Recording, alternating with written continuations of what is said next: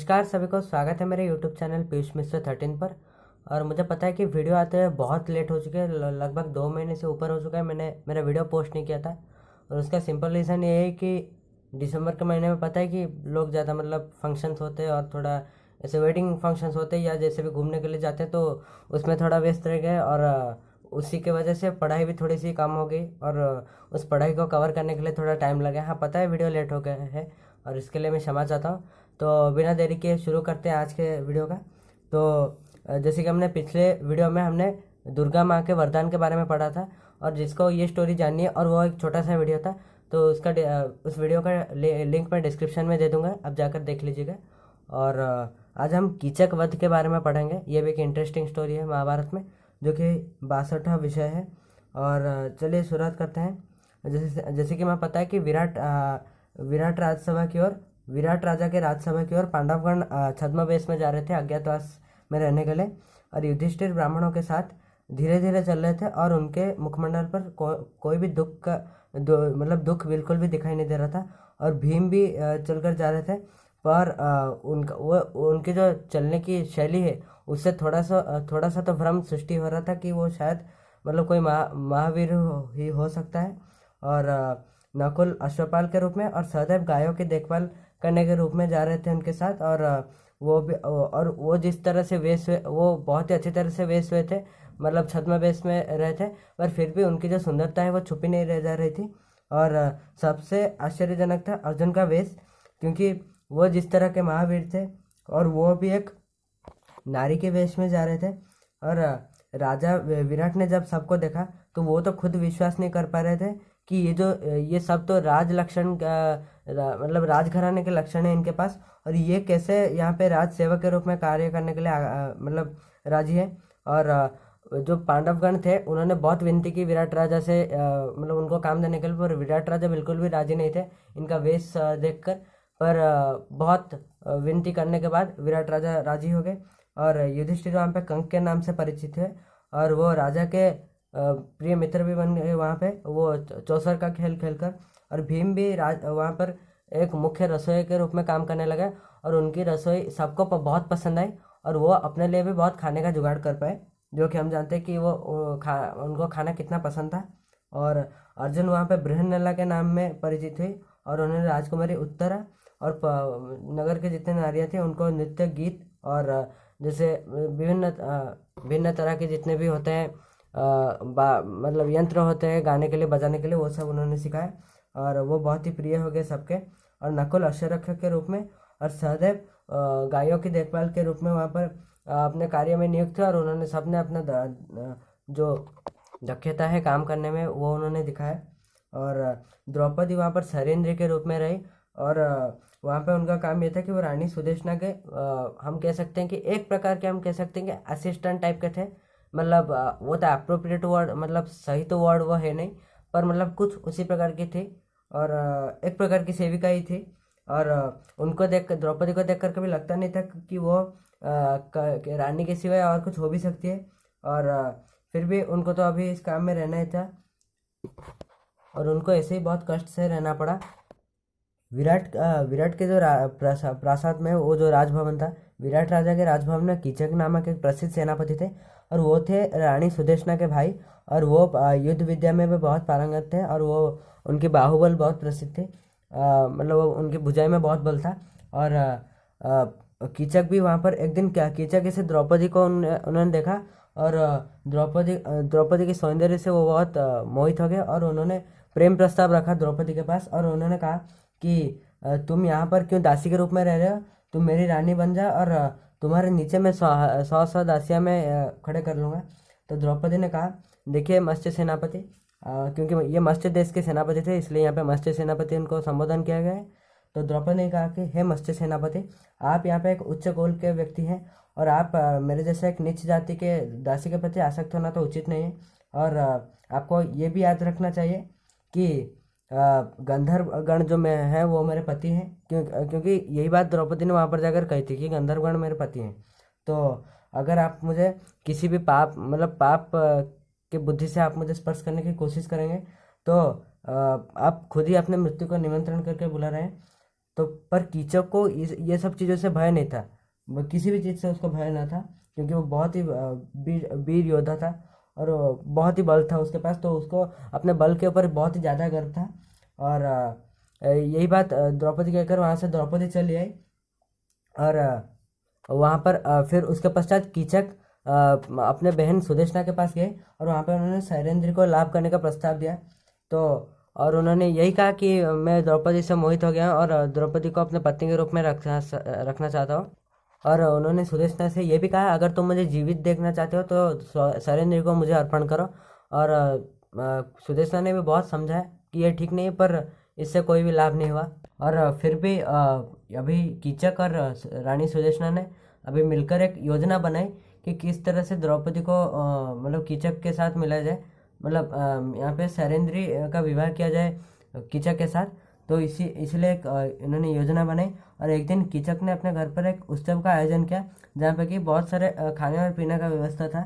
और वहाँ पर सुदेशना ने एक पात्र मतलब एक आप कह सकते हैं कि बर्तन लाया और उन्होंने शैलेंद्र को देकर कहा कि तुम जाओ और कीचक के मतलब गृह में ये जो पीने का चीज़ है ये ला मतलब वहाँ पर देकर आ जाओ। तो द्रौपदी जो भय करती थी अभी वही हुआ।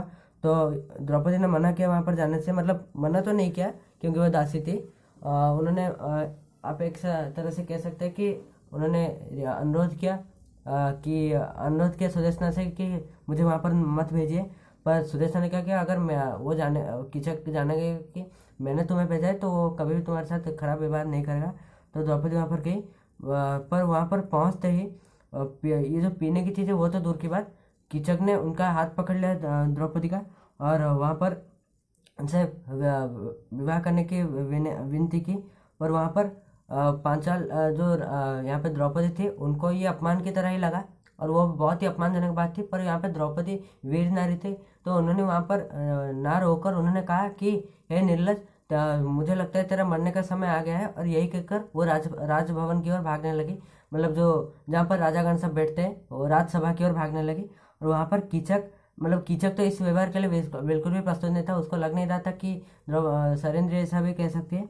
तो वहाँ पर वो द्रौपदी को पकड़ने के लिए मतलब शैलेंद्र को पकड़ने के लिए वहाँ पर पहुँच गई। और वहाँ पर उन्होंने उनका केस पकड़ा और क्या मतलब केस को ऐसे पकड़ कर सहलाने लगे इस तरह से, मतलब सहलाना नहीं मतलब जोर से खींचने लगी।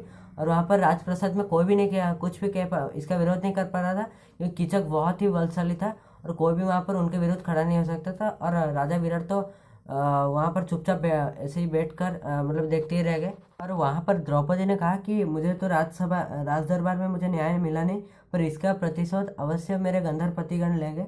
और यही कहकर वो वहाँ से चली आई और वो उनको रात भर नींद हुई नहीं, मतलब वो उनके आँख के जो पलके हैं वो बिल्कुल भी पड़ नहीं रही थी और उनको बिल्कुल भी नींद नहीं हो रहा था।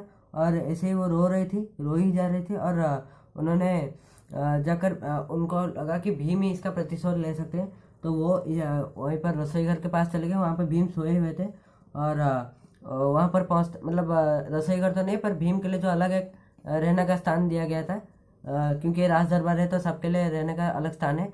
तो वहाँ पर जहाँ पर भीम रह रहे थे वहाँ पर द्रौपदी गई और द्रौपदी को ऐसे रात में अकेले रोते हुए मतलब द्रौपदी की रोती हुई आवाज़ सुनकर भीम की नींद खुल गई। और वो जाकर द्रौपदी से पूछा कि क्यों मतलब ये तो पूछा नहीं, पर द्रौपदी ने ये सब घटने के बारे जो घटना हुई उसके बारे में कहा और कहा कि युधिष्ठिर को मतलब ये सब सहना पड़ रहा है, मतलब क्या कि जो चौसर का खेल हुआ और मेरे साथ ये सब अपमान हुआ, पहले वो दुर्योधन वाला जो दुशासन वाला जो अपमान, फिर यहाँ पे आज एक और बार अपमान हुआ और मेरे इतने सारे वीर पतिगण होने के बावजूद भी मेरे साथ ये सब अपमान हो रहा है। क्या मैं ऐसे ही बार बार अपमानित होती रहेंगी? और यही कहकर वो रोने लगी।